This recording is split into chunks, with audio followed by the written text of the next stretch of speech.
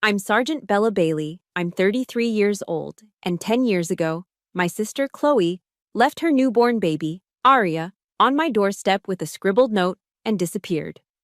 When I called for help, my father coldly ordered, "You're a soldier, treat it like a mission, don't bother us."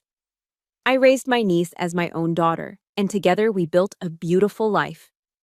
Then Chloe came back with my parents, suing me for custody, claiming I had torn them apart. Today, at the hearing, after they painted me as an unstable soldier of a mother, I presented the judge with a small metal box. His eyes widened as he glanced inside, then he asked, "Do they know you have these?" I just shook my head. Before I continue my story, tell me where you're watching from in the comments below. And if you believe that sacrifice is worth more than blood, hit like and subscribe. Because this story will redefine for you the true meaning of the words family and honor. 10 years earlier, my world had an order. It had a rhythm. It smelled of gun oil and discipline. On a damp October night, the kind where the North Carolina humidity sticks to your skin like a second uniform, I was sitting on the hardwood floor of my small off-base house, methodically cleaning my M4. Each click of the bolt carrier group settling back into the upper receiver was a familiar, comforting sound. It was the sound of control, of purpose. Outside, a low rumble echoed from the distant training ranges of Fort Bragg, what we jokingly called Fort Bragg's lullaby. It was the soundtrack to my life, a life I had built on precision, structure, and the unwavering certainty of the chain of command. Then, the doorbell rang. The sharp, piercing chime sliced through the quiet rhythm of my evening. It was jarring, out of place. No one just drops by, not here. I laid the rifle components carefully on the cleaning mat, my movements economical, ingrained by years of training. I walked to the door, my senses on alert. Through the peephole, all I could see was the yellow glare of the porch light on the wet concrete steps. I opened the door to a wall of damp, earthy air. And there, sitting directly in the middle of my doormat, was a baby's car seat. For a moment, my mind refused to process the image. It was a foreign object in my tactical world. Inside the seat, a tiny form stirred under a thin blanket. A crumpled piece of paper was tucked beside its head. My heart began to pound a frantic, disorderly rhythm against my ribs. I knelt, my knees cracking, and picked up the note. The handwriting was a chaotic scrawl, a signature of my sister, Chloe. "Her name is Aria. I'm so sorry. You're the strongest person I know." Strong. The word hit me not like a compliment, but like a lead weight to the gut. Being strong wasn't a choice, it was the role I'd been assigned my whole life. And right now, it felt less like a virtue and more like a life sentence. I unbuckled the impossibly small straps and lifted the baby into my arms. She was lighter than my rifle. The scent of sour milk and rain filled my nostrils, an invasive smell that instantly began to overwrite the familiar comfort of oil and metal. My world of discipline had just been shattered by an order that wasn't in any field manual. A quick search of the car seat revealed a cheap diaper bag. Inside, 4 diapers, a half-used pack of wipes, and a can of powdered formula that was 2 weeks from its expiration date. That was it. That was the sum total of Chloe's maternal forethought. The sheer carelessness of it ignited a hot flash of anger in my chest. My hands shook as I fumbled for my phone, my fingers suddenly clumsy on the screen. I dialed home to Charlotte. A desperate, foolish part of me prayed for panic on the other end of the line, for a shred of concern, for family. The phone rang 3 times before my father picked up. I explained the situation, my voice tight and strained, the words tumbling out in a rush. The silence that followed was heavy, absolute. It stretched for what felt like an eternity. Then, my father's voice came through, flat and devoid of any emotion, as if he were discussing a minor inconvenience with the cable company. "That's Chloe's mess, not ours," he said, his tone unwavering. "You're a soldier, Bella. Treat it like a mission. Don't bother us with it." Before I could even process the blow, my mother's voice chirped on the line, somehow even worse. "Bella, honey, you've always known how to take care of yourself. You have a salary, a stable home. What does Chloe have?" They didn't ask if the baby was okay. They didn't ask how I was. They didn't ask a single question. They just closed the door, locking it from the inside. I hit the end call button, the plastic of the phone feeling slick in my sweaty palm. The cold that washed over me had nothing to do with the October rain. One last hope. Jake, Captain Carter, my Jake. We were comrades. We'd shared watch duty in the freezing rain and training exercises under the blistering sun. He, more than anyone, should understand. I called him. Again the long silence after I explained. But this silence wasn't empty. It was filled with the sound of gears turning, of calculations being made. "Bella," he finally said, and his voice had a new, cautious edge to it.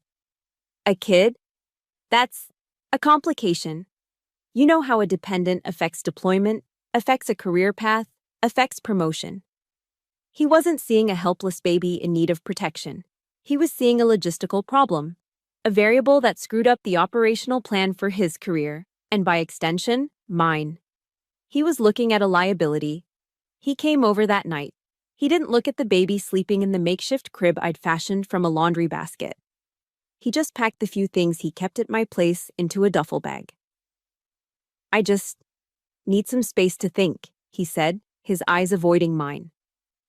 It was the coward's farewell. I knew it was the last time I'd see him. He walked out the door and didn't look back, leaving me in a silence deeper and more profound than any I had ever known. That night, the longest night of my life, I sat on the floor, Arya sleeping in my arms. The distant thunder of artillery practice, Fort Bragg's lullaby, didn't sound comforting anymore. It sounded hostile, alien. I looked down at the tiny, perfect face nestled against my chest and felt a terrifying combination of raw fear and something else, something I couldn't yet name. It was responsibility. Not the kind that comes with a rank and a set of orders, but something primal. Chloe had given me a mission. And a soldier never abandons a mission. But for the first time in my life, I had no backup. No support. No one was coming. As I sat there in the dark, the cold floor pressing into my bones, a single, agonizing question began to form in the ruins of my orderly world. Why? Why was I always the one left to clean up the mess? Why did I always have to be the strong one? The question echoed in the crushing silence of the house, a ghost haunting the space between the floorboards and the ceiling. Why did I always have to be the strong one? In the sleepless early hours of the morning, with Arya finally quiet against my shoulder, the question wasn't just a lament. It was a mission briefing. It sent me back in time, on a reconnaissance mission into my own past, searching for the origin point of the role I'd been forced to play. My mind, trained to analyze, to map out terrain, began to chart the landscape of my own family. And for the first time, I saw the map of favoritism laid out with devastating clarity. It started with small things, the kind you brush off as a kid. I was 14, and I wanted a mountain bike more than anything. It was a Schwinn Mesa, cherry red, and it represented freedom. My father, a man who viewed life through the lens of a balance sheet, gave me a familiar line. "Money doesn't grow on trees, Bella," he said, not unkindly, just stating a fact. You want something, you earn it. So I did. I took a paper route, waking up before dawn all summer long, the cold morning air biting at my face as I pedaled my rickety old bike through the quiet suburban streets of Charlotte. The weight of the newspapers in the basket was a constant, satisfying ache in my muscles. By August, I had the money. The bike was mine. I had earned it. That same fall, Chloe failed an art class. Her tears were a dramatic, house-shaking event. My parents didn't tell her to try harder or study more. Instead, they took her to the art supply store and bought her a professional-grade easel and a set of expensive oil paints. "You have a gift, sweetheart," my mother cooed, stroking her hair. "Don't let a silly grade discourage your talent." I stood by, watching, the calluses on my hands from the bike's handlebars suddenly feeling rough and clumsy. It was then I understood the fundamental operating procedure of our family. My effort was expected, a given. Chloe's feelings were a fragile, precious commodity that had to be protected at all costs. I was the workhorse. She was the orchid in the greenhouse. The map became clearer a few years later with 2 letters. Mine came in a crisp, formal envelope bearing the seal of the United States Military Academy at West Point. An appointment to West Point. It was an honor, a monumental achievement that I had bled for through years of perfect grades and grueling physical training. I handed the letter to my father. He read it, his face impassive, and gave a single, curt nod. He turned to my mother and said, as if I wasn't even in the room, "Well, at least we don't have to worry about her tuition." It wasn't praise, it was a cost-benefit analysis. My success was measured in dollars saved. A month later, Chloe's letter arrived. It was from a small, obscure liberal arts college with a non-competitive arts program. My parents threw a party. They bought a sheet cake from Harris Teeter and invited the neighbors. I remember my mother, beaming with pride, telling Mrs. Henderson from next door, "Chloe is following her passion. We're just so proud that she's chasing her dream." They were proud of a vague, uncertain dream. But my tangible, hard-won achievement was merely a practical solution to a financial problem. The line between us was no longer invisible. It was a deep, uncrossable canyon. On one side stood duty and responsibility. On the other, privilege and passion. The final coordinates on the map were drawn by a phone call. I was a private first class at the time, living off a salary that barely covered my expenses. Chloe called me from some city out west, sobbing, saying she was broke and couldn't pay her rent. Without a second thought, I wired her almost everything I had saved, leaving myself with just enough to eat ramen for the rest of the month. When I later asked my parents why they hadn't helped her, my mother sighed that long-suffering sigh I knew so well. "Honey, sending her money just enables her. You're the older sister, you're more responsible. It's better coming from you." There it was, the mission statement they had written for me. I wasn't just their daughter, I was Chloe's safety net, the designated problem solver, the unpaid, unthanked third parent tasked with managing the consequences of their failure to raise her. They didn't teach her responsibility, they outsourced it to me. Pacing the floor with the warm, sleeping weight of Arya in my arms, the fragments of memory clicked together like the action of my M4. The truth settled not with a bang, but with a quiet, hollow ache. I was never the daughter they wanted. I was too disciplined, too self-reliant, too practical. I didn't need them, and my independence felt like a rejection of their role as protectors. Chloe, with her manufactured crises and emotional chaos, was the one who made them feel needed, made them feel like parents. Their love for me was the calm, detached affection one has for a safe stock market investment. Their love for Chloe was the frantic, desperate love for a high-risk, high-drama passion project. And Arya, this innocent child sleeping in my arms, was, in their eyes, just another piece of collateral damage from that failed project. I stopped pacing and looked down at her. They had built this box for me, labeled it the strong one, and sealed me inside it. But looking at Arya, I knew I couldn't let her grow up in its shadow. The past was a map that explained how I got here, but it wasn't going to be the map for where we were going. The resentment in my chest slowly cooled, hardening into something else. Resolve. The question was no longer why. The question now was what. What do I do now? Resolve is a cold, hard thing. It doesn't leave room for tears or second-guessing.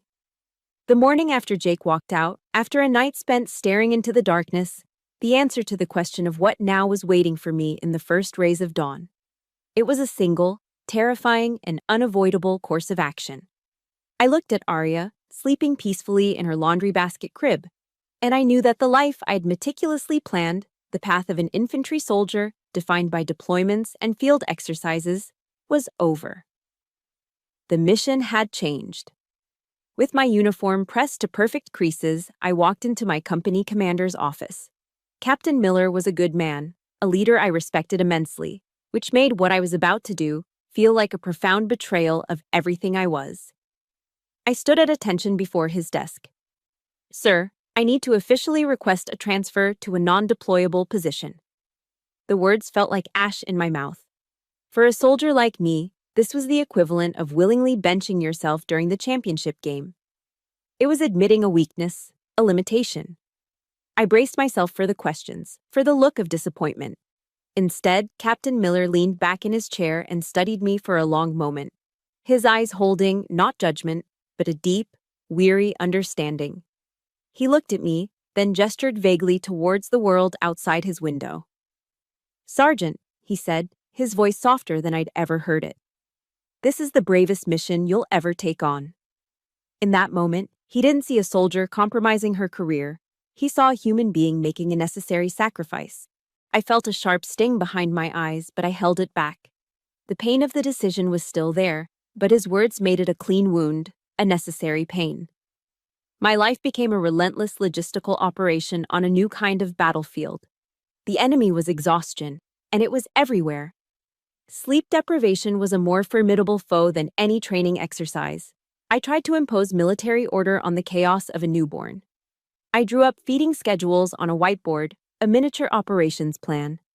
I stacked diapers with the precision of ammunition magazines. But discipline is no substitute for experience. I was in uncharted territory, without a map, without a squad. There were nights, huddled in a rocking chair in the dark, where the only sounds were Arya's inconsolable cries and my own silent, desperate sobs. The feeling of failure was a physical weight, heavier than any rucksack, more crushing than the Carolina heat. One afternoon, in the dim, humming quiet of the house, I had the radio on for some background noise. A preacher's booming voice filled the room. It was T.D. Jakes. I wasn't particularly religious, but I was desperate enough to listen to anything.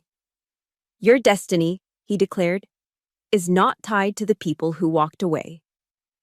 The words cut through my fatigue and lodged themselves directly in my soul. Not tied to the people who walked away. My parents. Chloe. Jake. The phrase became a quiet mantra, a piece of intelligence I clung to in the trenches of my exhaustion. The real reinforcements arrived a few days later, not with a sermon, but with a smile. I was at the PX, the on-base supermarket, trying to maneuver a wobbly shopping cart with a screaming Arya strapped to my chest. I felt like a mess. My hair was a wreck, I probably had spit up on my shoulder, and I was on the verge of abandoning the cart and its contents right there in the aisle. Suddenly, a woman with kind eyes and a calm presence appeared beside me. It was Maria, the wife of a master sergeant from my old unit. "You look like you could use a support squad," she said gently. Her use of military slang was deliberate, a signal that she understood. She saw me not as a charity case, but as a fellow soldier in a tough spot. The following Saturday, my doorbell rang.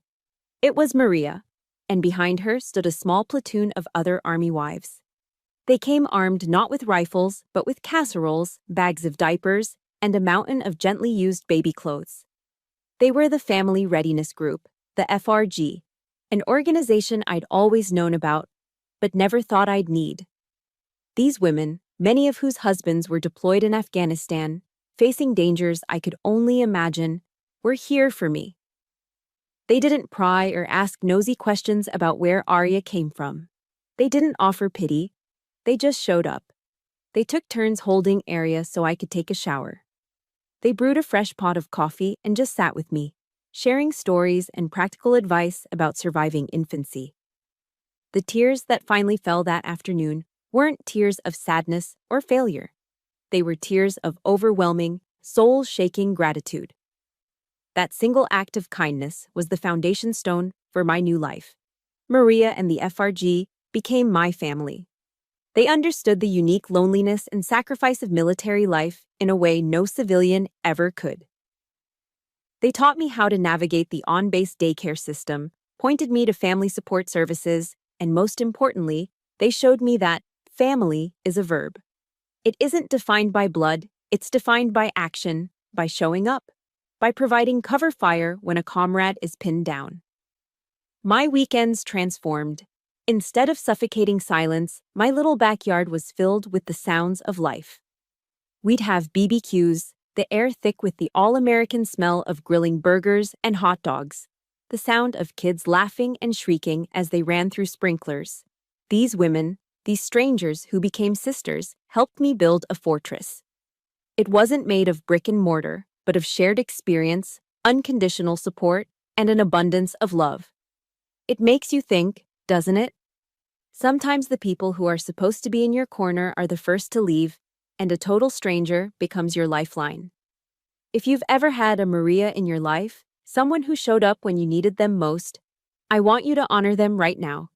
Hit that like button for all the chosen families out there, and in the comments, just write the name of your Maria. Let's fill this space with their names. There, in the heart of Fort Bragg, one of the most demanding military installations in the world, I found my sanctuary. It was a fortress built by unlikely allies, a testament to the fact that sometimes the strongest families are the ones you choose. The years that followed were built on the foundation those women helped me lay. The chaos of infancy slowly gave way to the predictable rhythms of childhood. The frantic, sleepless nights were replaced by a new cadence, a life defined not by crisis, but by the steady, comforting beat of routine and love. We had survived the initial ambush, secured our perimeter, and now, in the quiet years that followed, we built a life. We created our own traditions, rituals that became the bedrock of our little world. Friday night was our sacred time. I'd pick up a large pepperoni pizza from the Domino's on Skibo Road, and we'd have what we called Friday night mission debrief. We'd spread a thick quilt on the living room floor, and with a Disney movie playing softly on the TV, I'd look at Arya, her face serious, and ask, "All right, Private Arya, what's your weekly sit rep?"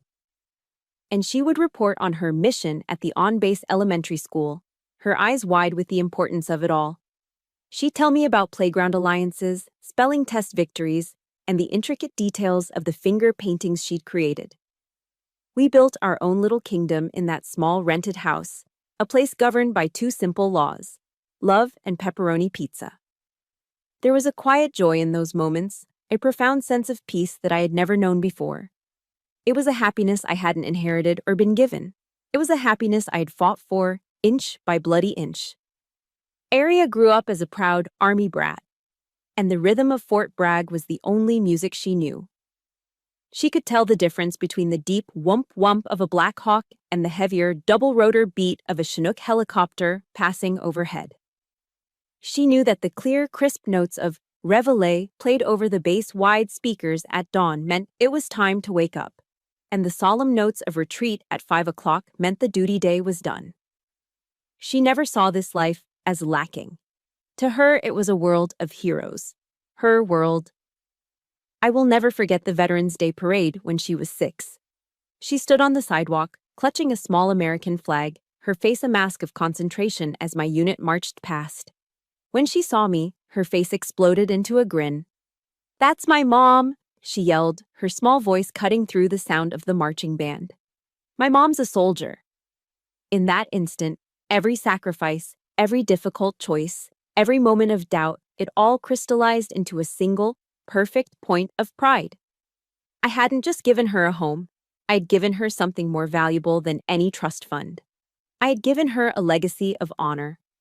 The hard questions came, as I always knew they would. When she was 7, sitting on the edge of her bed one night, she asked about her other mother. I had prepared for this mission. I pulled out a small photo album I'd made, its pages filled with pictures of her first few years. Tucked in the back were a couple of carefully chosen photos of Chloe, smiling, from a time before everything fell apart. I sat beside her, the weight of her small body warm against my side. "This is your Aunt Chloe," I said softly, my voice even. "She gave you to the world, Arya, and that was the greatest gift anyone could give. But at that time in her life, she wasn't ready for a mission as big as being a mom. So she gave that mission, the most important mission of all, to me. And it is the honor of my life to carry it out." I told her the truth, but I told it through a soldier's lens. I focused on the mission, not the failings of the person who assigned it. That peace, however, was occasionally disturbed by ghosts from my past. My parents would visit sometimes, usually just a brief stop on their way to their annual vacation at Myrtle Beach in South Carolina. Those visits were always tense, layered with unspoken accusations. They would arrive bearing expensive, inappropriate gifts for Arya. A designer dress for a girl who lived in shorts and t-shirts, a delicate porcelain doll for a girl who preferred climbing trees. It was their way of trying to buy absolution, to cover their emotional absence with material things. They'd walk through my small, tidy home with critical eyes, their gazes lingering on the modest furniture. They'd make subtle comments about my desk job, my stalled career. Is it really healthy for a child to grow up around all these guns and soldiers? My mother asked once, her voice dripping with condescending concern. They never saw the joy in Arya's eyes after a day spent with friends at the community pool. They never felt the fierce loyalty of the military community that had become our family. They looked at our life and saw only what they wanted to see. A deviation from their definition of a normal family, a life chosen out of necessity, not love. And in their polite, critical silence, I could feel the old chill returning, a faint, distant rumble that warned of a storm gathering just over the horizon. The peace was a fragile thing. I knew that. In the army, you learn that prolonged quiet is often just the precursor to an attack. And the attack on my quiet life arrived on a Tuesday afternoon, not with the roar of an engine, but with the silent, predatory glide of a pearl-white Tesla pulling up to my curb. It was the kind of car you see in magazines, a spaceship dropped into my world of sensible sedans and pickup trucks. The driver's side door opened and Chloe emerged. I almost didn't recognize her. The chaotic, frayed girl I remembered was gone, replaced by a polished, curated version. Her blonde hair was sleek and professionally styled. Her designer dress looked like it cost more than my monthly mortgage payment. Beside her was a tall, handsome man in a fitted blazer who radiated the effortless confidence of California tech money. This was Trevor, her husband. They looked like a power couple from a lifestyle blog, and they were standing on my lawn. Chloe's recovery story, when she told it, was as flawless and glossy as her car. She'd gotten clean, found stability, found Trevor. There were tears, of course, scripted apologies for the past, pleas for a chance to get to know the daughter she had abandoned 9 years ago. A small, treacherous part of my heart, the part that had always wished for a sister, wanted to believe it. It was a flicker of hope, a tiny, dangerous flame in the battle-hardened fortress of my emotions, whispering that maybe, just maybe, she had finally grown up. Against my better judgment, I agreed to supervised weekend visits, and they played their parts to perfection. They were the fun, glamorous aunt and uncle. They took Arya on shopping sprees to the mall in Raleigh, buying her things I could never afford. They dined at expensive restaurants where the menus didn't have prices. My daughter, a girl whose greatest joy was a Friday night pizza on the floor, was dazzled by this sudden influx of material wealth. Trevor, with a politician's smile permanently affixed to his face, would say things like, "We just want to make up for lost time," or, "She deserves to be spoiled a little." But his eyes, when they met mine over Arya's head, were cold and analytical. They weren't the eyes of a doting uncle. They were the eyes of a man assessing a target. My internal threat level began to rise. Something was wrong. The first real shot across the bow was an iPad. It was the latest model, fully loaded. They presented it to her as a casual weekend gift. I had a strict rule in my house: limited screen time, especially on school nights. It was a rule they knew. When I gently reminded them of this, Trevor just chuckled. "Oh, come on, Bella. It's for her education. We can't have her falling behind in a digital world." He framed his deliberate undermining of my authority as an act of enlightened parenting. It was a subtle, brilliant maneuver. He wasn't just giving a gift, he was planting a flag, claiming territory in a life that wasn't his. Arya, of course, was ecstatic, and I was cast in the role of the strict, unfun mother. After that, Trevor's questions became more pointed, more tactical. During their weekend drop-offs, he'd engage me in casual conversation, but his words were like probes, searching for weaknesses in my defenses. "It must be tough, Bella, knowing you could be deployed at any time. What would happen to Arya then?" he'd ask, his tone dripping with false concern. "This is a fine community," he'd say, gesturing vaguely at my quiet, safe neighborhood. "But it must be a bit intense for a young girl, growing up around a military base." He was waging a campaign of psychological warfare, planting seeds of doubt and fear not only in my mind, but in Arya's. The strategy was effective. One Sunday evening after they'd left, Arya looked up at me, her face clouded with a new kind of worry. "Mom," she asked, "is California safer than here?" I knew then that this was no longer a family visit. It was an infiltration. I was outmanned and outgunned on a battlefield of wealth and influence that I didn't understand. The final offensive came a month later. They invited us to dinner at a fancy steakhouse downtown, the kind of place with white tablecloths and hushed, reverent waiters. The evening was a masterclass in manipulation. They were charming, attentive, lavishing praise on Arya. Towards the end of the meal, Chloe produced a small velvet box. Inside was a delicate diamond necklace. "Just a little something," she whispered, clasping it around Arya's neck. Arya was speechless, her fingers tracing the sparkling pendant. And in that moment of manufactured family bliss, Trevor made his move. He placed his wineglass down, a gesture of finality. He looked at me, his politician's smile gone, replaced by a look of cool, corporate resolve. "Bella," he said, his voice calm and level, cutting through the restaurant's quiet murmur. "We've been thinking a great deal about this. We know how much you've sacrificed. But Chloe is her biological mother, and we are in a position to give Arya a better life, a more stable life. We want to take over full custody." The words, spoken so casually between the clinking of forks and the pouring of wine, detonated in the center of my world. They were a declaration. The ceasefire was over. The peace I had fought so hard to build for 9 years had just been annihilated. The war had officially begun. The 2-hour drive from Fayetteville to Charlotte on I-85 was a blur of headlights and a churning storm in my gut. Trevor's words echoed in my head, a low-frequency hum of impending disaster. But underneath the shock, there was a sliver of desperate, naive hope, a tiny flicker I shielded against the wind. My parents, for all their emotional distance, were still my parents. They could be dismissive, they could be cold, but they couldn't possibly sanction something so monstrous. This was a line that couldn't be crossed. They couldn't endorse the kidnapping of a child disguised as a custody claim. They had to be my last line of defense, the final fallback position. I clung to that hope like a soldier clings to a trench in a firefight, whispering to myself that blood had to mean something. I pulled into the familiar driveway of the suburban brick house I grew up in, the house that was supposed to be synonymous with safety.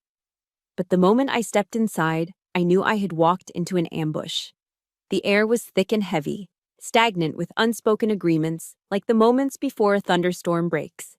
And there they were, sitting on my mother's floral sofa as if they owned the place, Chloe and Trevor. My parents were there too, perched uncomfortably in their armchairs, their postures stiff, pointedly avoiding my eyes. It was a perfectly staged intervention, and I was the subject. The enemy was already inside the wire. My voice shook with a rage I was struggling to contain as I laid out the situation, the calculated campaign of gifts and doubt, the psychological games, the outrageous demand Trevor had made at the restaurant. I presented the facts like a battlefield assessment, clear and concise. I looked to my father, expecting, pleading for a flicker of paternal outrage on my behalf, for him to stand up and restore order. Instead, he cleared his throat, his face a mask of detached pragmatism. "Bella, we have to be realistic here," he began, his tone maddeningly level. "We have to think of what's best for the child. Trevor is a successful businessman. Chloe? She's changed." The words were a physical blow, a stunning tactical failure, but it was my mother's voice that delivered the kill shot. She looked at me, not with sympathy, but with an expression of weary annoyance, as if I were a long-standing problem she had finally grown tired of solving. "We've known about this for a while, Bella," she said, her voice laced with reproach. "Chloe has been calling us, for the past 3 years. The floor dropped out from under me. 3 years. The words detonated in the quiet room. It wasn't just support, it was a conspiracy. A long-term, calculated deception. While I was raising Arya, attending parent-teacher conferences, nursing fevers, and building a life, they were on the phone with Chloe, listening to her curated narrative of regret, believing her polished lies. They hadn't just chosen a side, they had been secretly allied with the enemy for years. The last of my control shattered. How could you? The words tore from my throat, raw and ragged. How could you do this to me? I gave up 10 years of my life. For her? For this family? My mother's face hardened, her expression turning to ice. And what a 10 years it's been, she said, her voice dripping with venom. Your army career has made you cold, Bella. It's made you hard. Arya needs a real mother, not a commanding officer. Each word was a precision strike aimed at the very core of my identity, turning my service into a flaw. She leaned forward, her eyes merciless, delivering the final, devastating volley. You can't give her a father. Trevor can. A family should have a mother and a father, Bella. It's what's natural. And there it was, the ultimate betrayal. They weren't just taking my sister's side. They were weaponizing my sacrifice. They were taking my strength, my discipline, my entire life's work as a soldier, and twisting it into a disqualification for motherhood. They were telling me that my love, the fierce, protective, all-consuming love of a single mother, was unnatural, insufficient, wrong. My father sealed the verdict. It's time you gave back what isn't yours, Bella, he said quietly, his voice carrying the weight of a final judgment. It's the right thing to do. Something inside me snapped. The hot, searing rage vanished, extinguished in an instant. In its place, a terrifyingly calm, cold resolve settled into my bones, a core of solid ice. The tears that had been threatening to fall simply evaporated. I looked at them. These two strangers wearing the faces of my parents, my sister with her carefully rehearsed crocodile tears, and her slick, predatory husband. In that moment of absolute despair, as they all stared at me, waiting for my surrender, the words of the soldier's creed echoed in the silence of my mind. I will never quit. I will never leave a fallen comrade. And I saw Arya's face, my daughter, my mission, my responsibility, my fallen comrade. My voice, when I finally spoke, was devoid of all emotion. It was as steady and cold as the steel of my rifle. I am not giving back anything, I said, my words clear and precise in the stunned silence of the room. Arya is my daughter. I locked eyes with each of them, one by one, a commander surveying a hostile force. If you want her, you'll have to go through me. I'll see you in court. I know there are people listening right now who have felt that exact sting of betrayal, when the people who are supposed to protect you are the ones holding the knife. A parent's first and most sacred duty is to protect their child. If you believe that, hit the like button for every child who deserves a protector. And in the comments, I want you to write 2 simple words that say it all. A parent protects. I turned my back on them, on the wreckage of what I once called a family, and walked out the door. The ambush had failed. The final line had been drawn. The last drop had fallen. This war, I would fight it to the very end. The drive back to Fayetteville was different. The rage was still there, a white-hot core in my chest. But it had been transformed. It was no longer a chaotic storm. It had been forged into something cold, hard, and sharp. It was fuel. War had been declared, and a soldier does not fall apart when war is declared. A soldier prepares. My grief was a luxury I couldn't afford, a piece of non-essential gear to be packed away into a footlocker in my mind, to be dealt with later. Now it was time to plan the mission. The first objective was to secure a commander. The morning after I returned to Fort Bragg, before the sun had even fully risen, I was in the waiting room of a downtown law office. Maria had given me the name. David Chen, she'd said. He's a bulldog. Used to be Army Jag. The office was small and unassuming, the air smelling of old paper and stale coffee. I sat ramrod straight on the edge of a worn vinyl chair, my hands clasped on my knees, fighting the urge to fidget. This was a different kind of vulnerability, not facing enemy fire, but preparing to expose a decade of personal pain to a complete stranger. The man who finally greeted me was not what I expected. David Chen was a compact Asian American man whose sharp, intelligent eyes seemed to assess everything at once, missing nothing. He didn't offer platitudes or empty reassurances as I laid out the last 10 years of my life on the polished surface of his desk. He listened, his fingers steepled, his expression unreadable, letting the silence hang in the air after I finished.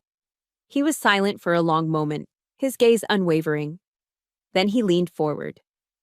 "Sergeant," he said, his voice quiet but firm. "In the JAG Corps, we don't win cases with impassioned speeches. We win them with evidence, with witnesses. Your love for your daughter wasn't a feeling. It was a decade of actions. Our job is to make the court see that." For the first time since this nightmare began, I felt a shift in the tactical landscape. I wasn't a desperate mother fighting alone anymore. I was part of a command team. I had a strategist. "First thing," David said, sliding a legal pad across the desk. "We need to assemble your fire support. Make a list. Everyone who has witnessed you being a mother to Arya. Everyone." That night, I sat at my kitchen table under a single harsh light, the legal pad in front of me. This was a task I understood. I made the calls. I started with my old company commander, a man I respected immensely. Before I could even finish my clipped, professional explanation, he cut me off. "Say no more, Sergeant. Just tell me when and where." The next call was to Maria. I heard her telling her husband in the background, "Clear my schedule. Bella needs us." I called Arya's teachers at the on-base elementary school, neighbors who had watched her grow up, the wives from the FRG who had thrown me that baby shower all those years ago. The response was a tidal wave of support. Not one person hesitated. Not one person questioned. Maria's words rang in my ears like a battle cry. "Bella, you didn't just raise Arya, you became part of this fortress. We don't let people tear down our walls." They weren't just character witnesses. They were my troops, my reinforcements, ready to stand the line with me. My next meeting with David, I brought up my unease about Trevor. "His story is too perfect," I explained, the words feeling inadequate. "The tech wealth, the seamless recovery for Chloe. It feels staged. Too clean." David nodded slowly, a glint in his sharp eyes. "A good soldier always trusts their gut," he said. "It's your built-in threat detection system." He recommended a private investigator, a retired cop out in California named Frank Miller. "He's a gruff son of a bitch," David warned, "but he finds things people don't want found." The cost was staggering. I looked at my bank account online later that day. The numbers staring back represented a decade of careful saving, of foregoing vacations, of driving a 10-year-old car. It was my safety net. And in one click, I was about to cut it loose. But then I pictured Trevor's smug, confident smile, and the choice was simple. A safety net is useless if the ground beneath you is already gone. I authorized the expense without a second thought. If there was a weakness in my enemy's defenses, I needed reconnaissance to find it. That night, I pulled my old copy of Sun Tzu's The Art of War from the bookshelf.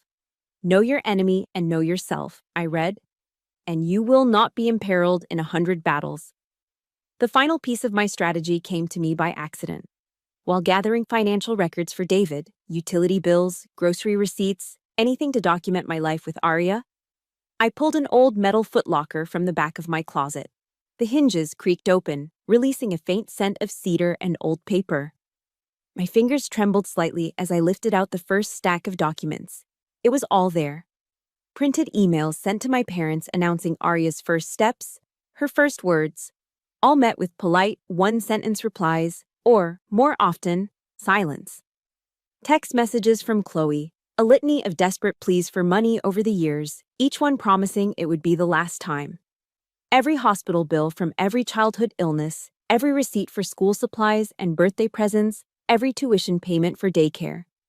Each piece of paper was a silent testament to their abandonment and my commitment. I had saved them not out of spite, but as a soldier's meticulous record-keeping. But now, seeing them all together, I realized what they truly were. I brought the box to David's office. He didn't rush. He went through each document, one by one, laying them out on his conference table like a mosaic of neglect. The pile grew, a paper trail of quiet sacrifice and profound indifference. When he was finished, he looked up at me, and for the first time, I saw something more than a strategist in his eyes. I saw profound respect. "Sergeant," he said, gesturing to the mountain of evidence that covered the table. "This isn't just proof, this is your story, and this," he tapped the lid of the metal box, "is our ammunition." The Fayetteville family courthouse felt less like a hall of justice and more like a sterile interrogation room. The walls were a dull beige, the air was cold, and the tension was a suffocating thing. I sat beside David Chen, my back ramrod straight, my hands clenched in my lap so tightly my knuckles were white. It felt like basic training all over again, bracing for an attack I knew was coming. Their offensive was swift and brutal. Chloe's lawyer, a slick man in a tailored suit, moved with a shark's predatory grace. He called it a non-traditional and potentially hazardous upbringing, painting my life as a soldier, not as a service, but a liability. He twisted my field training exercises into weeks of abandonment and my career into a looming threat, making our safe, loving home sound like an unstable barracks on the edge of a war zone. Then Chloe took the stand. Dressed in pristine white, she played the part of a victim perfectly. With a trembling voice and a strategically used tissue, she spun a heartbreaking tale of a decade spent yearning for the child kept from her by a controlling, military-obsessed older sister who used discipline to isolate a child from her real family. My parents followed, their faces grim and righteous as they lied under oath. With steady voices, they testified that I was difficult, had rebuffed their attempts to be involved, and always put my career before the child's needs. My own blood was systematically dismantling my life, my love, my sacrifice. I sat there, my face a mask of stone, taking the incoming fire. I didn't flinch or cry. I just absorbed each lie like a physical blow. Then, David Chen stood up. The entire dynamic of the room shifted. "The defense calls its first witness," he said calmly. "Retired Captain John Miller." My old company commander walked to the stand, his presence filling the room with an undeniable authority. He spoke of my record, my integrity, and my courage. "Sergeant Bailey," he said, his voice clear and strong, "is the most responsible soldier I've ever had the honor of commanding. When she takes on a mission, she sees it through, no matter the cost. And for the last 10 years, her most important mission has been her daughter." Next came Maria, her face a mixture of sorrow and fierce loyalty. Through tears, she told the court about the exhausted soldier she'd found struggling in the PX and how the Army wives became our family. She described the baby shower, the barbecues, the school events. "Bella didn't just raise a child," Maria cried, her voice thick with emotion. "She built a life. She built a home. She did it all by herself when her own family turned their backs." Aria's third-grade teacher followed. She presented Aria's straight-A report cards and spoke of my consistent presence at parent-teacher conferences and my volunteer work for the school bake sale. She painted a picture not of a soldier, but of a dedicated, deeply involved mother. Together, my troops, my family, had built a defensive wall of truth around me, brick by brick. It was then that I saw it. David glanced down at his phone, which had buzzed silently on the table. A small, almost imperceptible smile touched the corner of his mouth. He stood up, his timing impeccable. "Your Honor," he said, his voice cutting through the quiet courtroom. "The defense has just received new evidence of a highly critical nature. I request permission to approach the bench." The judge, a stern-faced woman with sharp eyes, nodded. A bike courier handed a sealed manila envelope to the bailiff, who passed it to David. The room held its breath. The only sound was the rustle of paper as David presented the contents to the judge. I watched her expression shift. Her eyes widened, her jaw tightened. She looked up, her gaze falling on Trevor and my parents with undisguised contempt. When she nodded, David turned to face the room. The strategist was now an executioner. "Your Honor," he began, "my client has been accused of being financially unstable. Yet, this report from a private investigator in California shows that Mr. Trevor Hayes' tech company is currently under investigation for investor fraud and is on the brink of catastrophic bankruptcy. A collective gasp went through the courtroom. Trevor's face went white, the confident smirk completely erased. Chloe stared at him, her mouth hanging open in disbelief. But that's not the most important discovery, David continued, his voice dropping, forcing everyone to lean in. The investigator also found a recently probated will. It belongs to a man who passed away 6 months ago. A man who, it turns out, was Aria's biological father from a brief relationship with Ms. Chloe Bailey in college. A man who, unbeknownst to anyone, had become incredibly wealthy. A man who left his entire estate, a multi-million-dollar trust fund, to the daughter he never knew he had.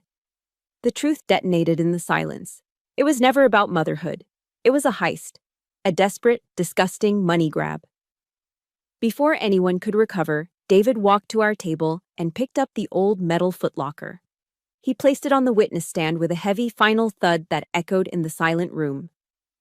"And now, Your Honor," he said, his voice ringing with righteous fury, "we present a decade of love to contrast with a decade of lies." He opened the lid. He held up a printed email. An email from my client to her parents, dated 7 years ago, begging them to attend Aria's kindergarten graduation. The reply, in its entirety, "Sorry, we have a golf tournament that weekend." He held up a text message. A text from Ms. Bailey to my client, dated 4 years ago. "OMG, Bella, I'm so broke. Can you send me $500? I swear I'll pay you back." He continued, a relentless barrage of facts, reading dates and dollar amounts from medical bills, receipts for birthday presents, tuition for daycare. It was a crushing avalanche of truth. With every word, Trevor seemed to shrink. Chloe sat frozen, her face a mask of horrified realization.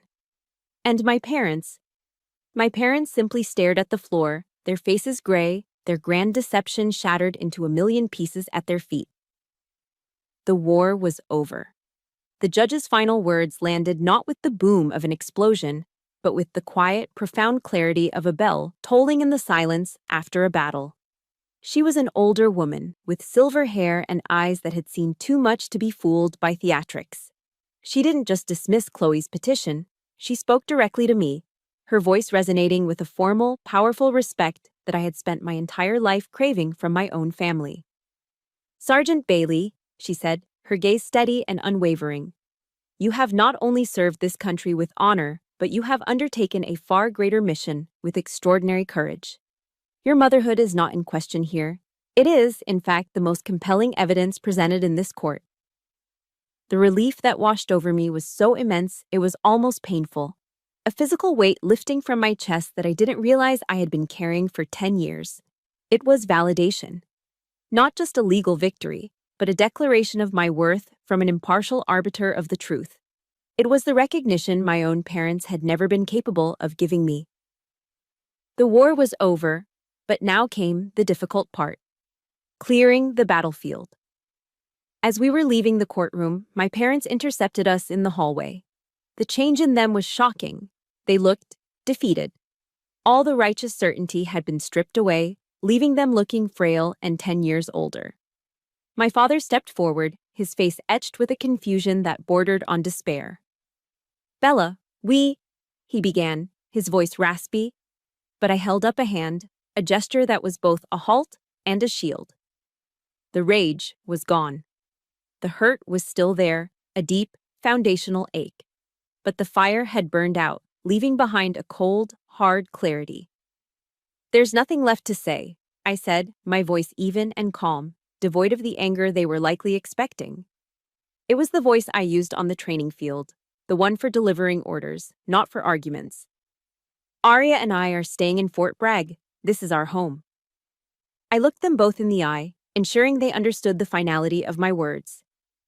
"If you want to be a part of her life, it will be on my terms. There will be no more expensive gifts to buy her affection. There will only be time and sincerity. And trust," I added, letting the word hang in the air between us. "Will take a very long time to rebuild." I didn't wait for a reply. I saw the flicker of protest in my mother's eyes, the crumbling devastation on my father's face, but I didn't engage. I took Arya's small hand in mine, squeezed it, and walked away, leaving them standing in the echoing silence of the courthouse corridor. A week later, a letter arrived. The envelope had no return address, but I recognized Chloe's looping, dramatic handwriting immediately. Inside, the pages were stained with what I assumed were tears. Trevor was gone, she wrote. He had vanished the day after the hearing, leaving her to face the consequences of their failed scheme and his mountain of debt alone. She wrote about her weakness, her selfishness, about how easily she had let Trevor manipulate her dreams of a perfect family into a greedy, ugly plot. The letter was a long, rambling confession of a life lived in the shadow of her own inadequacies. The last line was scrawled at the bottom, almost an afterthought. I never deserved to be her mom, she wrote. You were always her mom, Bella. I folded the letter and set it on the kitchen counter. I felt no triumph, no satisfaction, just a profound, weary sadness for the broken little girl who was still trapped inside my sister's body, the girl who had never learned to take responsibility for her own life. My great-aunt, a woman of deep faith, used to quote the Bible to me, "The truth will set you free." The truth had been my weapon in court, and it had won me my freedom. But seeing Chloe's words, I realized the truth hadn't set her free. It had just left her alone in a prison of her own making. I didn't reply to the letter, but I didn't throw it away either. I tucked it into the back of a drawer. For another day. Maybe. That evening, as the sun began to set, casting long shadows across the neatly manicured lawns of our neighborhood, I sat with Arya on our front steps. We were sharing a pint of her favorite ice cream, mint chocolate chip, passing it back and forth between us with one spoon. The air was warm, filled with the familiar sounds of kids playing down the street and the distant, rhythmic thud of artillery practice. Fort Bragg's lullaby, now restored to its comforting cadence. We sat in comfortable silence for a while, just watching the world go by. Then, Arya leaned her head against my shoulder, her small body relaxed and content. "Is it over, Mom?" she asked, her voice a small whisper. "Is everything okay now?" I wrapped my arm around her, pulling her close, the sweet smell of mint and chocolate filling the air. I looked out at the peaceful twilight descending on our world, our fortress, our home. I felt the solid weight of her against me, the steady beat of her heart, and the unshakable certainty of our bond. A bond forged in abandonment and tempered in the fires of a long, hard-fought war. The year that followed the trial was a year of quiet reconstruction. The storm had passed, and we were left to rebuild on the solid ground we had defended. Life fell into a new, peaceful cadence. The ripples of the court case had unexpectedly opened a new door for me in the Army. My command, having seen my resilience and dedication firsthand, promoted me to Sergeant First Class and offered me a new position, one I never would have imagined. I became a lead counselor for the base's Family Readiness Group, advising young military families navigating the unique pressures of this life. The very experiences that were once used as weapons against me, my single motherhood, my career, my struggles, had been reforged into my greatest assets. I was still a soldier, but my battlefield had changed. Instead of training troops for combat, I was helping them build their own fortresses of communication, resilience, and love. The lines of communication with my own family remained strained, but there were attempts. My parents called every Sunday, their voices hesitant, stripped of their old authority. They didn't offer advice or judgment anymore. They just asked about Arya's school, her friends, her latest art project. It was a fragile, tentative bridge, but it was a start. Chloe would send sporadic, unsigned greeting cards, a birthday card, a Christmas card, with no return address. They were small, anonymous gestures, the actions of someone wanting to be remembered without having to be known. I taught Arya about forgiveness, but I taught her the soldier's version of it. "We can forgive them for their weakness, honey," I told her one afternoon as we looked at one of Chloe's cards. "But we also have the right to protect our peace. Forgiveness doesn't mean you let them back inside the wire to cause more harm. It means you let go of the anger, for yourself, so it doesn't weigh you down."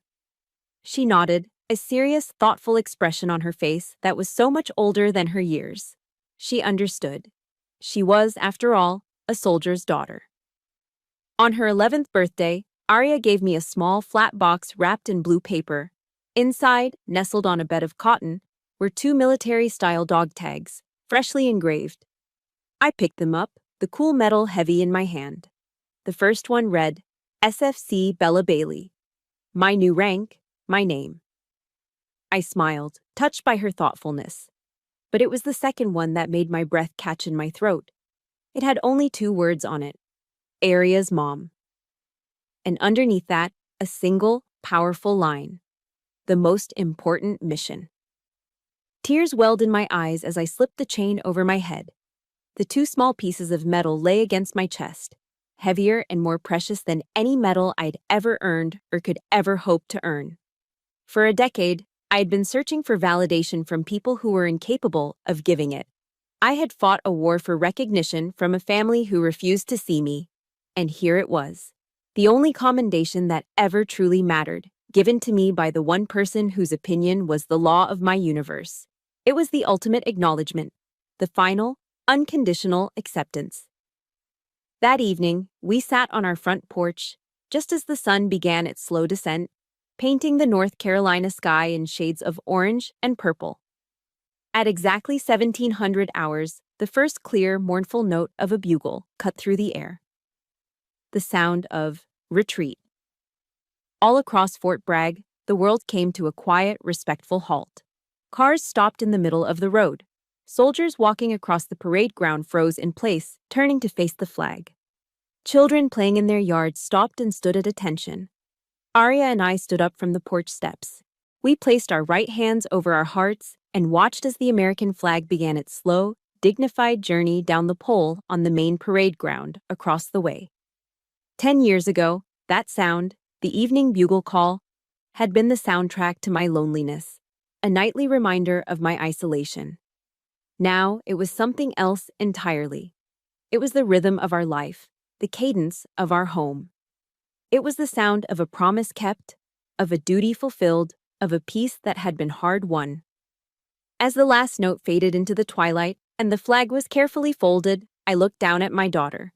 My beautiful, resilient, incredible daughter.